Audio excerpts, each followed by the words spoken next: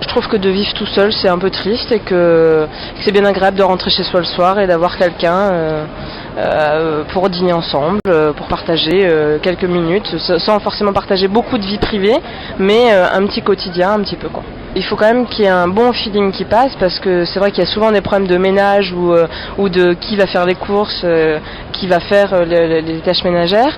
Donc je crois qu'il faut simplement bien sentir la personne, bien s'entendre et puis après parler dès qu'il y a le moindre problème, se dire les choses, surtout pas laisser les soucis rester trop longtemps parce que sinon c'est le clash et quand on a un appartement qu'on coloue, ça peut vite devenir un problème vis-à-vis du propriétaire.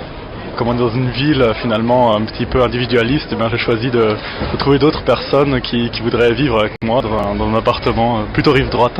Moi je redoute pas la solitude du tout, c'est plus pour rencontrer d'autres personnes, particulièrement des étrangers, parce que c'est une possibilité effectivement de connaître du monde, peut-être de faire des voyages par la suite. C'est un mode de vie qui me va très bien, j'ai déjà vécu en colocation dans diverses villes en Europe et c'est toujours très bien passé. J'ai déjà vécu 3 ans en colocation et ça s'est très bien passé. On est passé de 4 personnes à 9 personnes et qu'il y ait une seule salle de bain. Si on sait s'organiser, c'est pas un problème en fait.